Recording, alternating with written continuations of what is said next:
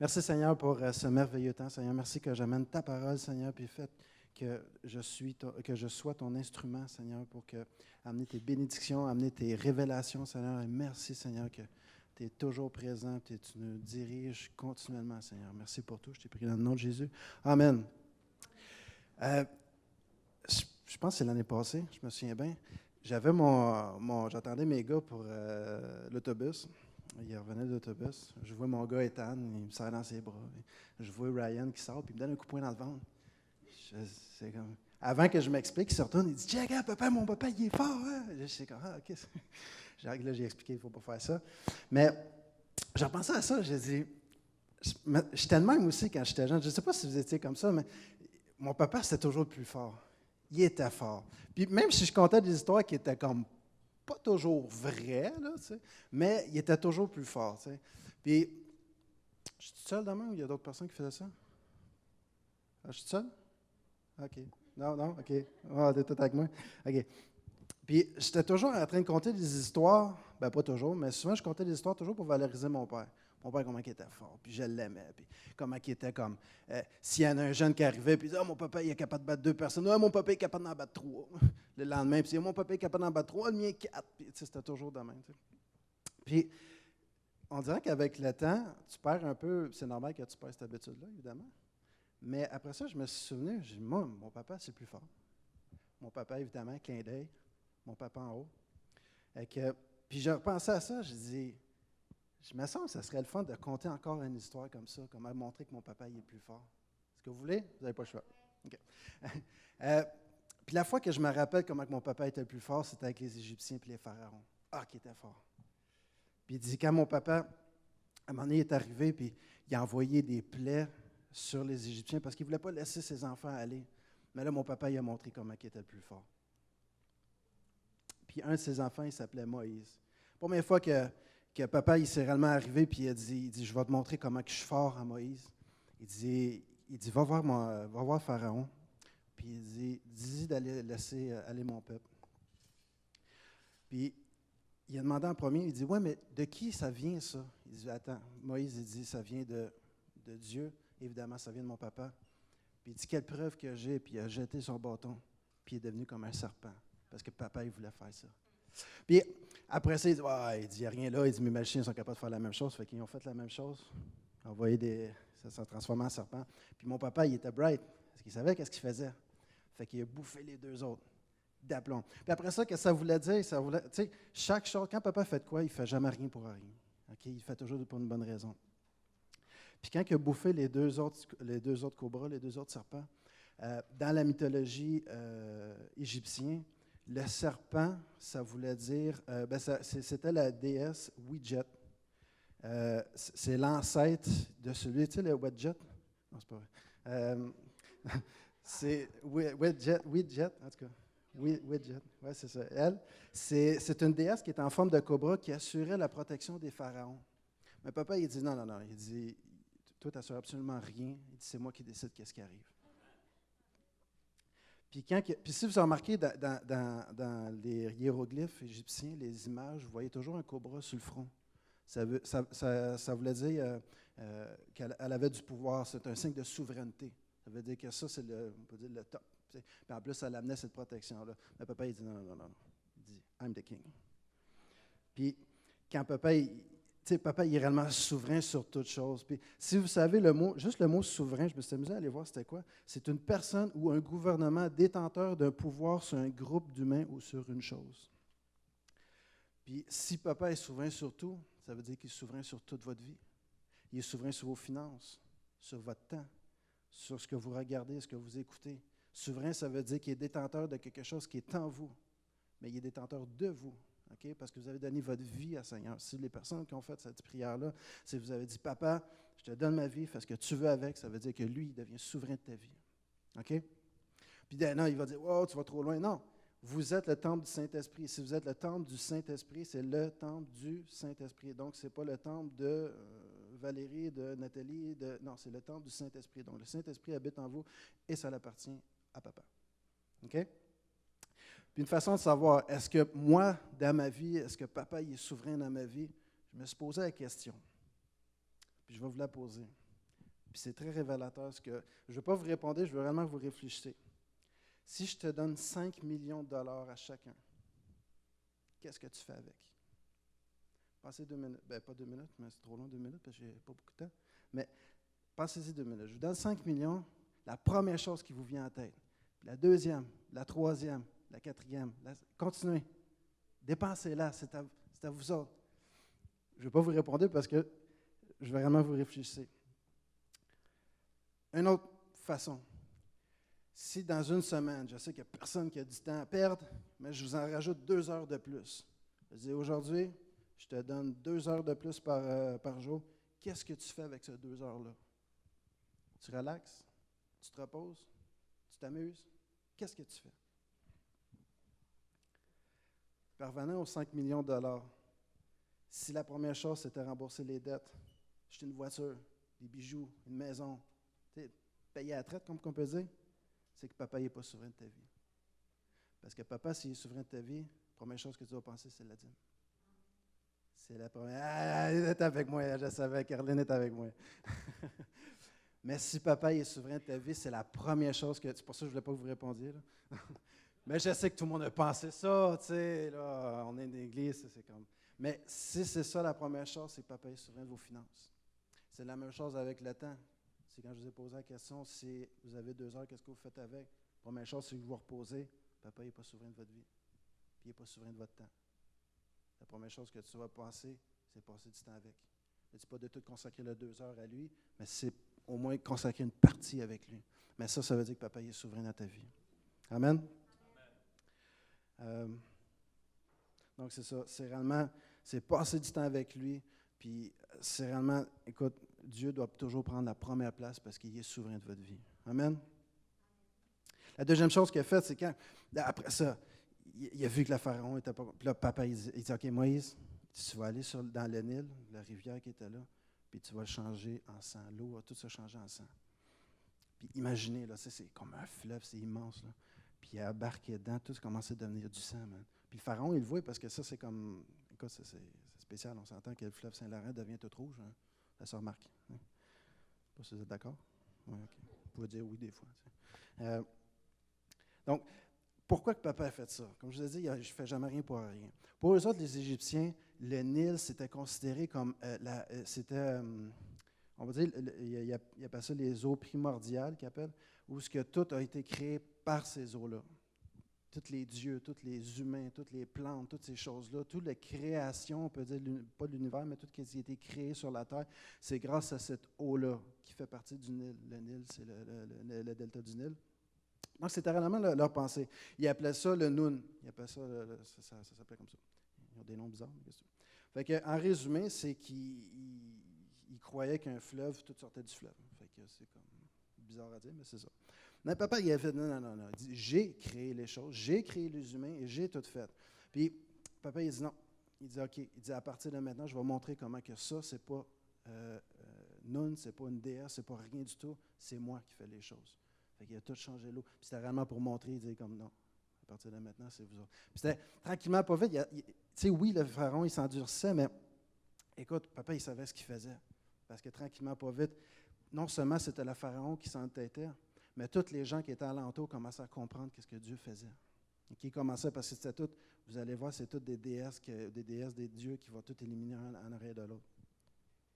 Parce que pour lui, c'est rien. La troisième chose, c'est quand les grenouilles ont sorti du Nil, supposément, où il y avait où tout a été créé. Quand papa a fait ça, c'était contre le dieu Happy. Comme Happy, non. Il était content. C'est un dieu souriant. Fait qu'il y a des grenouilles, c'est pas H-A-P-I, c'est ça le mot. C'était la personnification du Nil. C'était un dieu. Donc, il louait un fleuve. C'était aussi simple que ça. Fait que dans leur culte, il y avait vraiment un culte, il y avait des temples qui étaient dédiés au fleuve. Mais quand papa il dit non, il dit OK, il dit moi je vais montrer c'est qui le plus fort. Fait que oui c'est ça. Si vous remarquez comment que papa fonctionne, c'est qu'il a toujours contrôlé les divinités. Il a toujours dit, non, c'est pas toi le plus fort. Si tu serais le plus fort, tu serais pas besoin de me contrôler. Le papa, il dit, non, non, c'est moi qui te contrôle, c'est moi qui dis quoi faire, puis c'est toi qui vas faire les choses. Mais si vous laissez agir Dieu de cette façon-là dans vos vies, si vous dites Dieu vous dit, fais ça, vous le faites. Si vous dites faire ça, vous allez voir des miracles. Vous allez voir des prodiges, vous allez voir vraiment la gloire de Dieu. Le fait quand vous sortez dehors puis vous voyez des choses, quand papa vous dit de le faire, puis vous dites, ah, ça ne me tente pas de le faire, laissez-le aller. Quand vous dites, papa va y aller, puis vous donnez un câlin à quelqu'un, wow, man, il est super content. Réellement, la puissance de Dieu est là. Puis papa, il écoute, si vous laissez réellement agir dans vos vies, il va agir avec une extrême puissance. Amen. Puis la même chose, ça, mettons, vous limitez Dieu. Vous dites, ah, j'aimerais ça que tu contrôles telle affaire, mais laisse-moi mon temps, mon argent, puis d'autres choses. Si vous limitez Dieu, Dieu va se limiter par lui-même parce que vous ne laissez pas la pleine place. Okay? Donc, c'est réellement comme ça qu'il fonctionne. Une autre fois, le papa, il était comme, on dit, pas qu'il prenait goût, mais c'est comme juste montrer comment c'est le fun de voir comme papa qui demande. Tu sais, juste voir les enfants devant. Je ne sais pas si vous vous souvenez de votre papa, comment il était comme, il était hot. Je ne sais pas si vous vous en souvenez. Pour ceux qui étaient, ouais, je sais, il y en a des personnes qui ne l'ont pas vu, mais ceux qui étaient là. Ou sinon des personnes en autorité dans votre vie, tu sais, que vous avez vu comme un exemple. Des fois, vous le voyez, puis ça fait comme, wow, c'est mon papa, ça. Tu sais. Fait que, puis je pense pas, mais papa, il prend plaisir à ça. Il prend plaisir à dire, de se montrer sa gloire. OK? C'est son fun. Fait que, il est arrivé, puis il disait à Moïse, il dit, OK, tu vas frapper sur le sol, puis la poussière va se transformer en moustique. Puis imaginez, OK, le pays d'Égypte, c'est assez immense, merci, puis il y avait des moustiques partout. Fait qu'imaginez quand Moïse a fait ça, tu sais, imaginez, j'étais à peu près ici, là, je fais ça de même, pouf, là, tout se lève, ça s'en va tout là-bas, mais ça doit être écœurant, man. Ça doit être écœurant. Juste voir ça, c'est comme, oh, mon papa. Juste ce trip-là, ben, c'est comme, c'est ça que je veux réellement vous transmettre, de faire comme, oh, c'est mon papa qui est là. Tu sais, c'est comme cette trip-là. Là. Fait que si vous êtes capable de saisir cette trip-là, quand vous allez évangéliser, ça fait comme, oh, la gloire de Dieu. C'est cette trip-là, tu sais. Mais faites juste vous imaginer, là, il donne un coup, man, ça s'en va, man, là, comme, imagine l'Égyptien, comment il va avoir la chienne, on peut dire, excusez le terme. Mais ça, c'est contre le dieu Gep. C'est contre deux dieux, à vrai dire. C'est contre le dieu Gep, qui est le dieu de la terre. Donc, c'est pour dire comme la terre, il fait ce qu'il veut avec. C'est pas toi qui contrôle la terre, c'est moi qui fais avec. En frappant, tout s'en va, fait que tout se transforme. C'est malade. Puis après ça, en tout cas, je ne sais pas si... Moi, j'ai des idées dans la tête. Là, tu vois les images, je ne sais pas si vous voyez. Fermez vos yeux, vous voyez ça. Ah, ça doit être écœurant. Puis c'est contre le dieu Seth. Le dieu Seth, on peut dire le méchant dieu. C'est le dieu du désert, parce que dans le désert, il rendait des cultes à un désert. Des tempêtes et du chaos. C'est ce dieu-là qui s'opposait à toute forme d'harmonie et à toute forme d'ordre. Puis Dieu a combattu, parce que combattre, c'est un grand mot, pas vraiment sans trop de difficultés, à vrai dire, mais s'il est capable de battre un Dieu qui amène le chaos, ça veut dire qu'il est capable de mettre de l'ordre, mais ça inclut dans vos vies aussi. Okay? Même si vous avez un temps où c'est comme difficile, mais Dieu va toujours mettre de l'ordre dans vos vies. Si vous laissez la pleine place, s'il est souverain dans vos vies, il va toujours vous laisser de la place. Il va toujours vous mettre en place plutôt. Puis même si vous êtes un vase brisé, parce que par la vie, vous avez souffert, puis vous êtes comme en mille miettes, lui, il va faire un plaisir de tout vous remonter, vous mettre un vase d'honneur en vous. Okay? Puis c'est réellement... puis écoute, en tout cas, mon papa, il est réellement hot. Puis... Yes, tu as le même papa que moi, ça paraît, ça. Puis, si vous laissez papa fleurir votre temps de désert, il va le faire avec plaisir. Man. Quand vous voyez une place sec, puis il commence à pousser des fleurs, il commence à avoir de la belle verdure, commence à avoir... Imagine, là, c'est comme, wow, mon papa, il a fait ça, c'est carré. Mais c'est la même chose. Puis, écoute, on a eu un temps de désert, moi et ma femme, récemment, puis j'attendais un peu le temps avant de donner témoignage parce que je voulais qu'il y ait certaines choses qui se fassent. Mais là, je peux avec joie le dire. Mais pendant peut-être 2 mois et demi, on avait un temps de désert, mais solide. OK? Quand je vous dis solide, je vous parle, on essaie toujours de garder notre joie parce que l'Éternel est ma joie. Puis je voulais toujours la garder, je voulais toujours garder le sourire. Puis je ne voulais pas, côté orgueilleux, de ne pas dire comme ça ne va pas bien. Les personnes qui sont proches de nous savaient comment que ça se passait. Mais je j'ai toujours fait confiance à Dieu. J'ai toujours dit Dieu va toujours faire de quoi. Je refuse de croire que Dieu va me laisser aller, me laisser où ce que je suis. Vous donner un exemple. Évidemment, je n'avais pas de job. J'avais absolument rien. On vivait sur le BS. Puis on avait à peine 1 000 $ par mois. 1 000 $ par mois pour nourrir 5 personnes, c'est rien. Okay? C'est vraiment pas grand-chose. Oui, on avait des surplus. Mais qu'est-ce qui est le fun, c'est que papa il a toujours pourvu à nos besoins. À chaque fois, pendant toute l'année, puis je pense que Val a pu en témoigner, à chaque fois, il y a toujours quelqu'un qui donnait, il dit, j'ai à cœur de te donner ça. Et j'ai à cœur de te donner ça. Puis je vous encourage, si vous avez à cœur, puis quelqu'un qui est pas qui est intelligent, mais qui fait attention à ces choses, même un 20$ qui était comme, tu sais, pour dire, c'est quoi 20$ pour nourrir une famille? Nourrir une famille, c'est 2 sacs de lait puis 2 pains. Et que pour nous, ça t'offre presque une semaine. Peut-être quelques jours. Et que juste ça, oui, on mangeait beaucoup de toast au beurre de pinot, mais les gars n'ont jamais rien manqué. On n'a rien manqué, mais Dieu a toujours pourvu à nos besoins. Puis c'est ça qui est le fun. Puis là, j'ai trouvé un job. J'y étais un peu de reculons, mais Val a dit, vas-y, elle a dit, je pense que c'est la place. J'ai dit, OK, j'ai écouté mon épouse. Puis j'y étais. Puis aujourd'hui, écoute, ça fait 2 mois et demi que je suis là. Il va me nommer directeur de renouvellement. Directeur de renouvellement, ça veut dire que c'est toutes les locations, parce que je suis vendeur d'auto chez Toyota, donc c'est pas cher, non, c'est pas. On va mettre la pub. Toyota, OK. Donc, c'est ça, il va mettre directeur de renouvellement, ça veut dire que quand quelqu'un finit une location, il vient me voir. Fait que ça, c'est comme énormément de potentiel. Je ne vais pas dire énormément d'argent parce que ce n'est pas vendu, mais c'est énormément de potentiel. À chaque fois que quelqu'un va au service de l'autre côté et que sa voiture est trop vieille, moi, il faut que je l'appelle. Je dis, hey, ça va bien? Comment ça va? Une belle voiture, vous avez? Ouais, ça coûtait cher. Hein? Ouais, okay. Mais c'est ça. Fait que ça, c'est encore beaucoup de potentiel. Puis j'ai su aujourd'hui qu'il va peut-être me nommer adjoint directeur, peut-être plus après les fêtes. Mais c'est juste pour vous dire, comme quand tu laisses Dieu agir dans ta vie, il va agir d'une manière ou d'une autre. Perdez jamais, mais jamais, jamais, jamais confiance en papa. Okay? Parce que papa va toujours faire de quoi. Puis même si c'est un temps où ce que vous ne voyez absolument rien, c'est du brouillard, puis vous voyez, écoute, si vous y allez à tâtons de main, vous marchez, puis vous êtes comme ça. Mais marchez de même, bien, au moins avancez.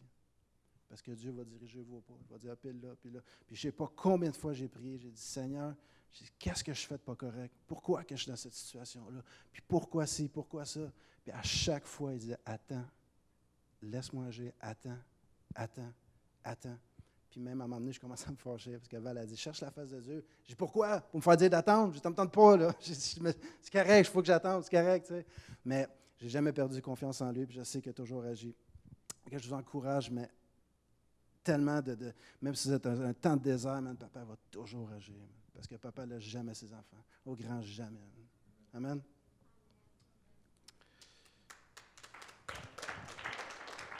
Merci Seigneur. Puis, dans ces temps de désert où il n'y a rien, mais papa est capable de créer des choses. Parce que dans Genèse 1, 2, ça dit « La terre n'était que chaos et vide. » Et avec sa parole, la lumière fut. Donc, même si c'est un temps de désert, il suffit de déclarer les choses et les choses arrivent. Quand on commence à dire, on commence à lier les choses, quand tu commences à parler de ta bouche, les choses arrivent parce que vous êtes le temple du Saint-Esprit, le Saint-Esprit agit à travers vous. Donc, si vous déclarez les choses, vous déclarez ce que la parole dit. Évidemment, si je dis, je déclare que j'ai une marche en avant, ça n'a rien à voir de Dieu. Là, okay? C'est vraiment déclarer les choses de Dieu. Amen?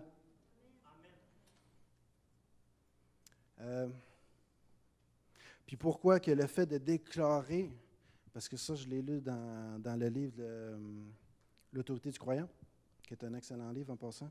Je sais que Pasteur Nathalie, elle a prêché là-dessus, mais quelques in encore.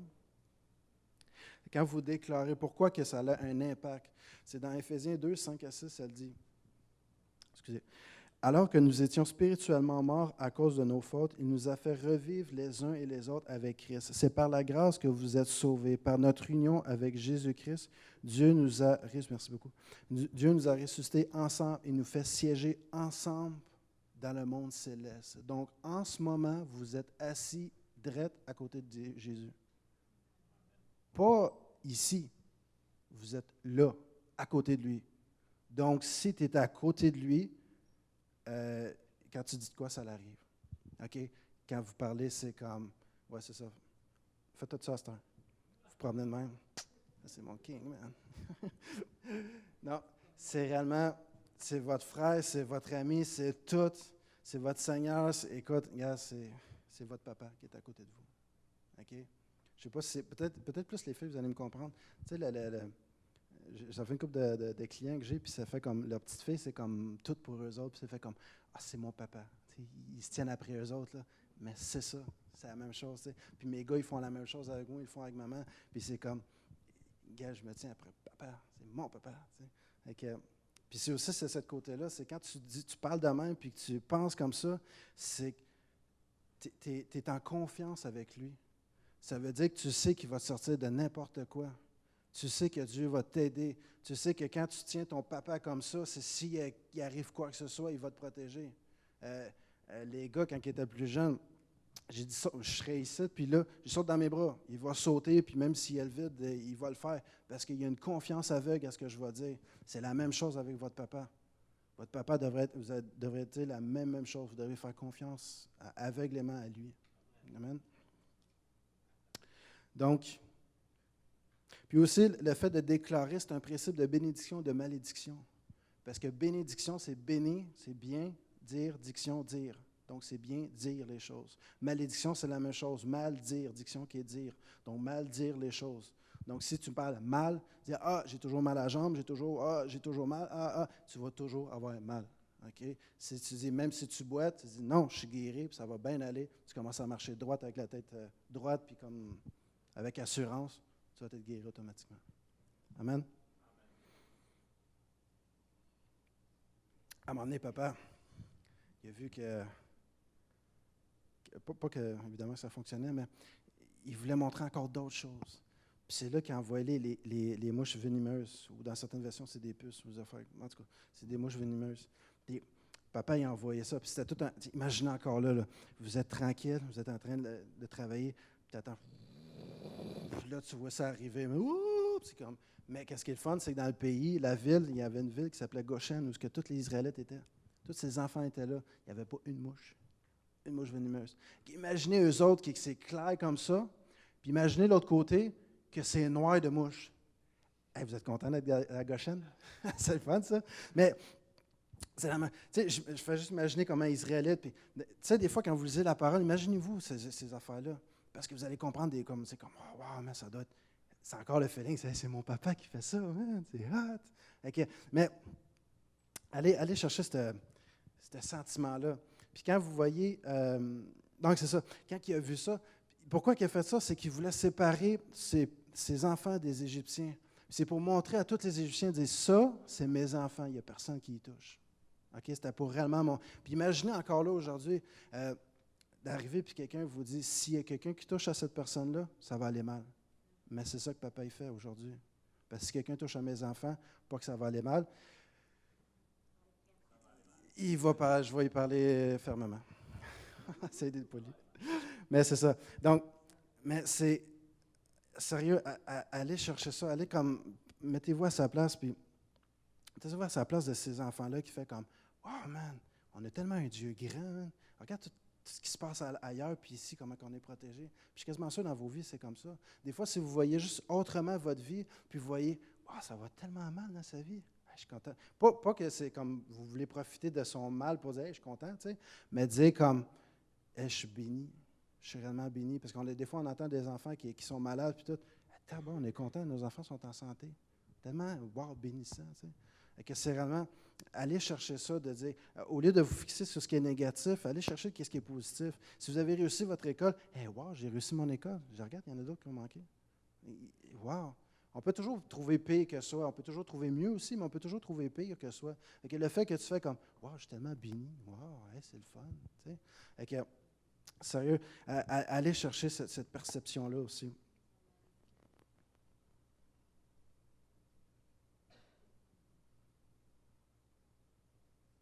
Ah, OK. Bon, excusez, j'ai préparé la semaine passée. Donc, si vous acceptez Jésus comme Seigneur et Sauveur, puis vous le faites d'un cœur sincère, mais ce que vous avez déclaré, c'est que vous portez la marque de la chrétienté. Puis Pasteur Anani, il en avait parlé la semaine passée, qui prêchait, c'est que vous êtes ses enfants. OK? Même si l'ennemi vous dit non, vous n'êtes pas ses enfants, vous êtes ses enfants. OK? Laissez faire ce que les autres disent, Vous êtes ses enfants. OK? Parce que, à moins qu'ils veulent que vous envoyiez des mouches sur vous autres, vous allez comprendre si vous êtes des enfants ou pas, mais acceptez ce que la parole dit, parce que la parole, elle est oui et amen. Donc, acceptez ces choses-là. Amen? Puis pourquoi que je vous dis ça, c'est quand Jésus a été voir Nicodème, puis qu'il a dit qu'il fallait naître de nouveau. Quand je vous dis vous êtes des enfants de Dieu, c'est ça que je veux amener. Quand Jésus a dit à Nicodème qu'il faut naître de nouveau, Nicodème, avec son grande intelligence, il dit « Comment je peux naître 2 fois? » C'est ça. Anyway, est-ce que je peux... C'est surtout ça. Comment je peux naître 2 fois? Est-ce que je peux retourner dans le sein de ma mère? C'est comme dans le ventre de ma mère. Ah, comment? Moi, j'imagine juste Jésus. Anyway, j'ai une réplique tellement intelligente. Là. Mais si vous regardez le mot grec pour naître de nouveau, c'est naître d'en haut. Donc, votre esprit naît d'en haut. Donc, naît de Dieu en haut. OK? Vous êtes en haut. Pas ici, en haut. OK? Regardez dans les airs. C'est ça, vous êtes. Vous êtes là. Donc, mais c'est réellement, vous êtes né d'en haut. Votre corps est charnel, vous êtes né de votre père et votre mère, mais votre esprit est né d'en haut quand vous acceptez Jésus comme Seigneur et Sauveur. Parce que vous êtes des enfants de papa. Logiquement, mais tu sais, des fois, le monde, on a besoin de le comprendre, il faut leur dire. OK. Après ça, papa il est arrivé, puis il a vu le bétail, il dit « Check bien ça, qu'est-ce qu'on va faire au bétail? » Il a envoyé une plaie à ses bétails. Puis là, les bétails commençaient tout à tomber et à mourir un en arrière de l'autre. Puis là, tout le monde, puis encore là, les bétails de ses enfants, il n'y a personne qui a touché, évidemment. Imagine les Israélites, ils disent, moi, là, écoute, Pharaon, envoie-les, on ne veut plus les voir. On veut plus, on aimerait ça garder ce qu'on a à manger. Parce que eux autres, c'était leur richesse. Tout ce qui était leur bétail, leur blé, ces choses-là, c'était une richesse pour eux autres. Puis, pour le bétail, évidemment, les Égyptiens avaient plusieurs dieux qui étaient en forme d'animaux. Juste pour vous donner un exemple, il y a un dieu taureau qui s'appelait Hapi, mais pas comme tantôt H-A-P-I, mais Hapi, A-P-I-S, qui était un dieu taureau. Puis quand il voyait un taureau, il l'examinait, puis selon à peu près 29 critères, il pouvait déterminer si c'était le dieu Hapi réincarné en ce taureau-là. S'il révélait, c'est bon dire, OK, oui, c'est le dieu Hapi, donc on se sépare du troupeau et on l'adore. C'est comme ça qu'il fonctionnait. OK? Fait que, puis attends, c'est pas juste ça, attends, c'est pire que ça. Il y avait un temple qui était réservé à ce dieu-là, et quand le taureau, je ne sais pas si je vais m'affoquer, excusez le terme, mais fucker le français, il mourut, non, c'est pas, mais quand il meurt, qu'est-ce qu'il faisait? C'est qu'il le momifiait, puis il le mettait dans un temple avec tous les autres taureaux qui respectaient les critères pour adorer. Fait que quand Dieu est arrivé, il dit non, OK, là, wow, là, ça suffit. Là. Ça, là, on enlève tout ça. Là. Puis en mettant toutes des plaies sur eux autres, évidemment, tout le bétail mourait. Et donc, c'est ça, c'était pour dire comme, gars, il n'y a absolument rien, là. Vous adorez absolument rien. Vous adorez des animaux que j'ai créés. Vous adorez des créatures et non le Créateur. OK? C'est ça que ça voulait dire. OK? Puis le taureau, juste pour vous donner une idée, le dieu Hapi, c'était le dieu de la fertilité, de la puissance sexuelle et de la force. C'est spécial, hein? Donc, c'était pour... Eux autres adoraient ça pour avoir ces caractéristiques-là. Je trouvais ça bizarre, mais c'est ça. Donc, si tu adorais ça, tu avais une fertilité, une certaine force et une certaine... C'est ça. Donc, vous voyez l'image? Je ne suis pas obligé de faire un dessin. Fais-moi un dessin. Non, c'est pas. Okay. Puis après ça, j'ai compris que papa, c'est un Dieu jaloux. Je n'ai pas compris pourquoi papa, pourtant jaloux, c'est pas qu'est-ce qui est la meilleure des qualités, si on peut dire. C'est une qualité. Puis je me suis demandé pourquoi. Pourquoi papa, tu es jaloux? Pourquoi tu es jaloux comme ça? Puis là, c'est là que j'ai compris. Ça, c'est mon papa. Il est réellement hot quand il m'explique des choses. Puis je vais mettre un exemple, OK? Faites juste vous imaginer, tout avec des enfants, comment vous aimez les enfants. Évidemment, tu ne peux pas t'imaginer aimer les enfants parce que les parents comprennent c'est quoi aimer un enfant. Mais juste l'amour que vous pouvez avoir dessus. Faites juste vous imaginer. Bon, disons qu'un de mes enfants vient me voir, puis il me dit, est-ce que je peux aller chez ce monsieur-là? Premièrement, je vais dire, pourquoi tu vas aller chez un monsieur? Chez des petits amis, c'est correct, mais un monsieur, là, ça fait bizarre, tu sais. Fait que, en tout cas, OK. Puis là, je me pose la question, donc je me renseigne sur cette personne-là, puis je me rends compte que ce gars-là, c'est un tueur, puis qu'il a déjà tué plein de monde, puis qu'il va violer du monde, qu'il va égorger du monde, puis qu'il va le refaire. Il cherche une occasion pour le faire. Puis ça fait comme, OK, non, tu n'y vas pas. Désolé, non, c'est pas compliqué, c'est non. Puis là, oui, mais il m'a promis des bonbons. Non, c'est encore pire. Il m'a promis un bicycle. Non. Il m'a promis un char. Non. Pas chez Toyota, par exemple. Non, c'est pas... mais il m'a promis une maison. Non. C'est non, c'est non, c'est non. OK? Puis s'il continue, moi, le chicaner. Puis écoute, ça va être non. Puis juste te donner une idée. Oui, c'est ça. Bon. Mais dans un sens, quand que vous faites ça, quand j'ai vu ça comme en image, des fois, c'est ce qu'on fait. On côtoie un tueur. Parce que c'est écrit dans la parole qu'il est là pour tuer, égorger comme un lion rugissant. Donc, s'il est là pour ça, puis on côtoie en écoutant des films d'horreur, en faisant des choses qui ne sont pas correctes, en regardant, par exemple, la pornographie, ces choses-là, c'est tu côtoies un tueur. OK? C'est réellement l'image que je ne sais pas si vous avez, mais c'est réellement ça. Puis, c'est là que vous comprenez pourquoi mon papa, c'est un papa jaloux. Puis, c'est la même chose. Si vous êtes pris avec ces problèmes-là, si vous en avez de ces problèmes-là, si vous lui demandez, il va les régler pour vous. Je remets encore en contexte. Si mon enfant vient me voir, il dit « Hey, tu sais, le monsieur de l'autre fois là, qui me promet plein de choses, puis que j'y allais avec lui, je dis « Ouais, qu'est-ce qu'il y a? » Il n'arrête pas de venir me voir, puis il veut que j'y aille avec lui, puis il commence à être fatigant, puis je commence à avoir peur, puis ces choses-là. Attends un peu, viens avec moi, on va aller le voir. OK? Il y a des grosses chances, je parle sérieusement. Donc, mais c'est la même chose. Si vous demandez à votre papa de vous aider, il va le faire avec plaisir. Puis il va agir à chaque fois. Et gardez cette image-là d'un père qui veut aider son enfant. Puis que vous pouvez, si vous voulez, côtoyer des tueurs. Parce que des choses que vous acceptez dans vos vies, c'est ce que vous faites. Amen? C'est réellement la réalité. Donc, j'espère que vous avez une bonne image. Ne côtoyez plus des tueurs à cette heure. Puis là, après ça, papa, quand il a tout fait ça, okay, il a fait pousser des ulcères, il appelle ça purulent, ça a l'air, c'est tellement pas un beau mot, purulent. C'est comme, yeah. Non, mais sur les Égyptiens, puis c'est comme, bien évidemment, ces enfants n'ont pas été touchés, mais ça, cette attaque-là, puis ça, c'est comme, wow, man, ça a fait comme, vous savez absolument rien, OK? Parce qu'il ne faut pas oublier que les Égyptiens sont les plus doués en médecine. Il appelait ça la médico-mystique parce qu'il y avait beaucoup de connaissances au niveau de la médicale, mais souvent c'était comme un peu weird, là, c'est pas comme aujourd'hui. Mais il y avait aussi, c'était contre le chamanisme. Parce qu'il y avait beaucoup de chamanistes là-dedans, il y avait beaucoup de magiciens, ces choses-là. Fait que si quelqu'un avait une maladie, il fallait qu'il aille le voir, le chaman faisait en tout cas, il faisait toute l'affaire, il faisait l'incantation et il guérissait. Okay? Mais là, Dieu est fait comme non. Il n'y a aucun magicien qui est aussi fort que moi. Moi, je dis les choses et les choses arrivent. Okay? Ce n'est pas votre connaissance qui va être plus haut que moi. Ça va être Dieu qui va être toujours en premier. Puis, où ce que je veux en emmener, c'est que, puis là, ça va être peut-être pour plus tard. Quand vous allez performer dans un domaine en particulier, mettez jamais votre confiance dans votre intelligence. Mettez toujours votre confiance en Dieu.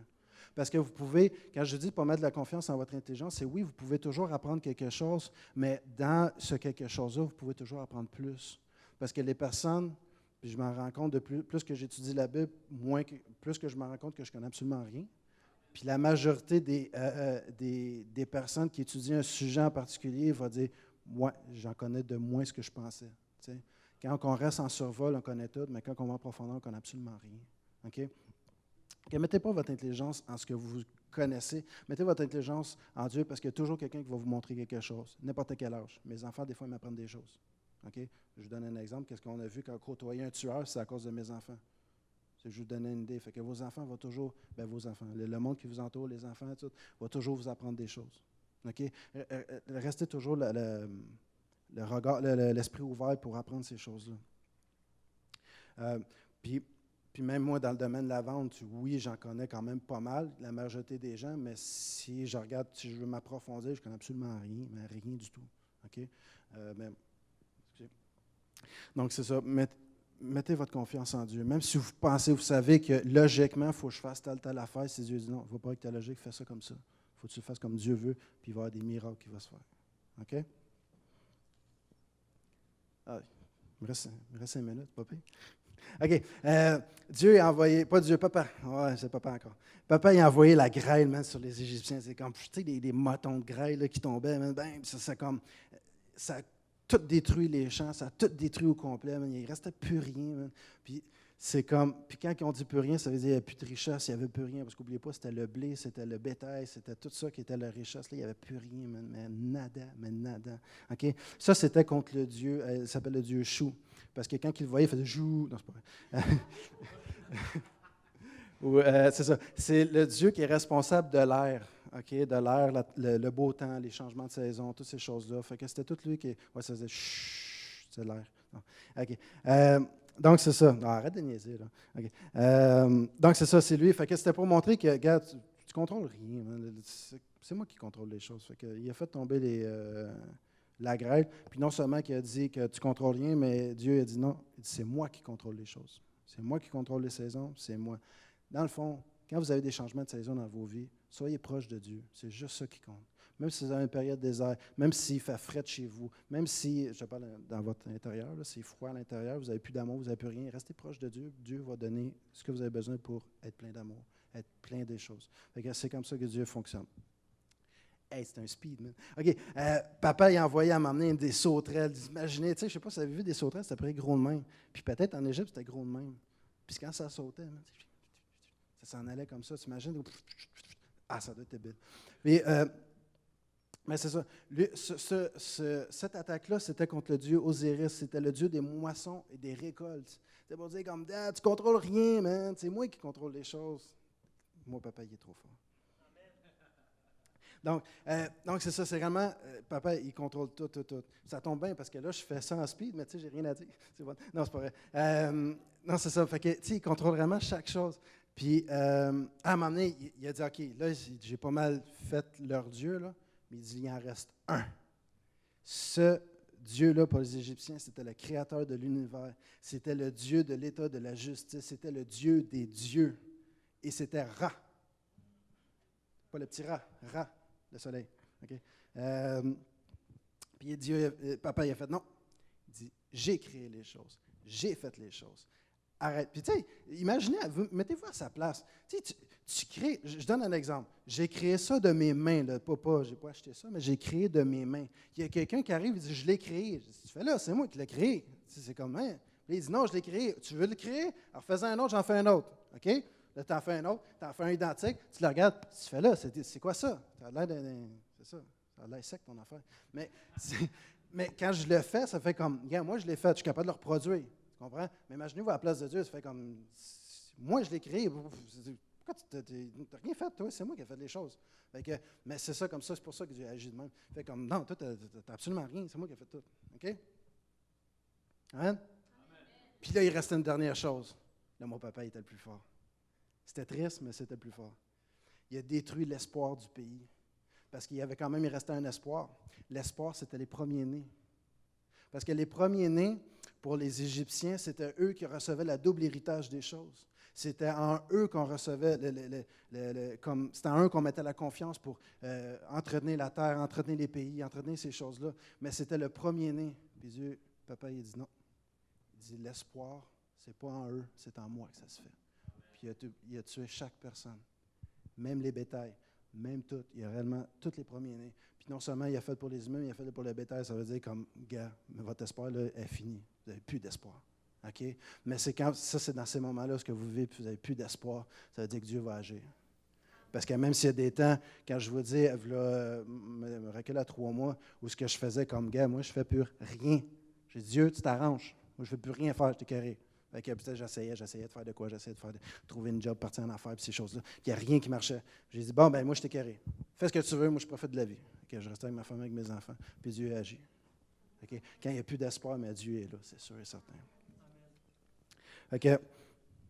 Donc, papa, il a vraiment vécu chacun des dieux pour réellement aller chercher la victoire, pour aller chercher la délivrance. Mais c'est la même chose dans vos vies. Même si vous avez des dieux, des idoles, ces choses-là qui sont dans vos vies, Dieu va tous les éliminer un par un pour qu'ils soient le seul et unique. Puis vous allez voir des miracles dans vos vies. Amen. Donc, hein? C'est fort, hein? Parce qu'il m'avait dit 9h05. Oh, j'ai 5 minutes de plus. Okay. Donc, c'est ça. Réellement, laissez Dieu agir. Parce que, non, pas Dieu, papa. Laissez papa agir. Confiez-vous en papa. C'est votre papa. Moi, c'est le mien. Je ne sais pas le vôtre comment il est, mais ça, c'est le mien. Allez chercher comme ce feeling-là de dire, wow, c'est mon papa qui a fait ça. Man. Quand vous lisez la Bible, c'est comme, wow, c'est mon papa qui a fait ça. Imaginez quand il donnait les victoires, man, il y avait comme des dizaines de milliers, puis je pense que c'est ça, une dizaine de milliers. Puis il y avait Gédéon qui c'était 300 contre des milliers de personnes. Il faisait comme, mais Dieu donnait la victoire, man. Parce qu'il est fort, mon Dieu. Il est fort, mon papa. Est-ce qu'il est fort, votre papa? Mais demandez. La prière, généralement, si vous n'avez pas cette conviction-là, premièrement, il faut vraiment accepter comme papa, comme Seigneur et Sauveur. Ça, c'est la première chose.